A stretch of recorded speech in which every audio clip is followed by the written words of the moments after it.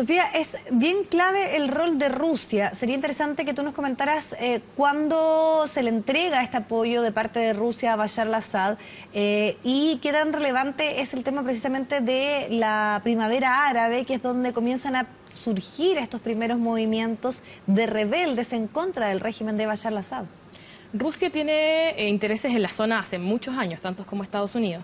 Y en realidad la relación se remonta al padre de Bashar al-Assad, a Hafez al-Assad, y la relación que él tuvo con los rusos. Hafez al-Assad estuvo muchas décadas en el poder, él muere y le pasa la república a su hijo, es como una república hereditaria, y su hijo sigue con la relación con Rusia como aliado. Hubo sirios estudiando en Rusia, Rusia le ha pasado mucho dinero también a Siria para tratar de mantenerlo, porque además Siria, hasta antes de las revueltas, era un ejemplo muy especial en Medio Oriente. Era una república laica, no era una república islámica por constitución, y además representaba un último bastión de un nacionalismo árabe que estaba medio perdido, que se había perdido en otros países, y además era una oposición fuerte en la zona a Israel y a Estados Unidos.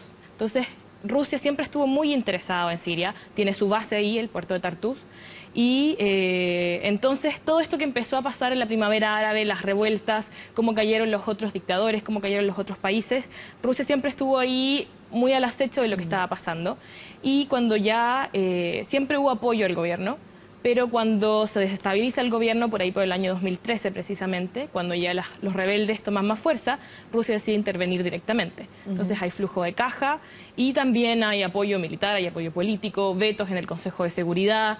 Rusia nunca ha dejado de apoyar.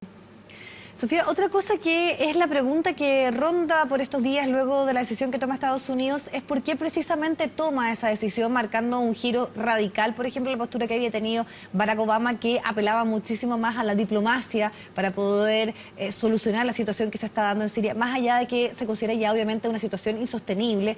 Y obviamente la crítica que viene de nuevamente una intervención de Estados Unidos en un territorio que no es el de él, y también un poco en contraposición a la política que tuvo Donald Trump durante su campaña, diciendo que gana Estados Unidos con meterse en conflictos que no le generan ningún tipo de ganancia en ese electorado que de hecho cuestionaba todo el gasto militar de Estados Unidos en conflicto en Medio Oriente. Es una decisión más de las decisiones de Donald Trump que son bastante inentendibles. Este personaje que nos tiene a todos medio así locos, tratando de entender qué va a hacer o tratando de predecir qué va a hacer. Porque él, como dices tú, él prometió no entrar de nuevo en un conflicto, además prometió tener un plan para acabar con ISIS dentro de sus primeros 30 días de gobierno, que ya pasaron, vamos casi por los 100, y todavía no hay ningún plan ni ningún tipo de asomo de estrategia de cómo acabar con ISIS. Se dice, los medios estadounidenses decían esta semana que la decisión había sido gatillada por las imágenes de los niños, del ataque químico. Es bastante simplista esa explicación, porque todos hemos visto esas imágenes. Las imágenes en Siria han sido crudas desde el comienzo de la guerra, y sin embargo, ¿por qué ahora, no? Se podría leer como una declaración de principios ante Putin, porque además este ataque de Estados Unidos no tiene nada que ver con Siria, tiene que ver con Rusia y con el balance de las fuerzas de poder.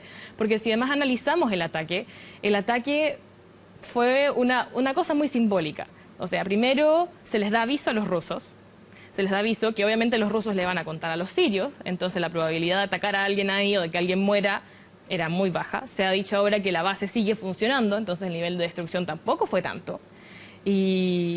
Y entonces, al final, ¿qué sacas con esto? Y además dices... como un golpe de timón geopolítico de marcar fuerzas y lo que tú dices, o sea, finalmente aquí está las posturas históricas entre Rusia y Estados Unidos, que fueron los que marcaron toda la Guerra Fría. Exacto, pero además está esta retórica siempre tan compleja que está usando Donald Trump, porque por una parte el secretario de Estado dice que esto es una cosa de una vez, que no va a cambiar la política de Estados Unidos con Siria. Esto es un hecho aislado.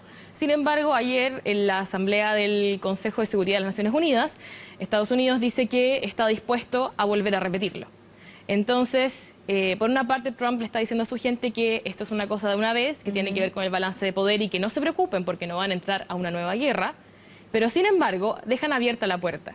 Entonces, la lectura de esto es que finalmente Estados Unidos entró a la guerra, porque puede querer, no puedes retirar la mano, ya metiste la mano, entonces no puedes volver a sacarla y quedar impune. Absolutamente. Sofía Brinco, un gusto tenerte acá con nosotros también para poder entender y profundizar un poco en lo que está ocurriendo en Siria por estos días. Muchísimas gracias. El gusto fue mío, gracias.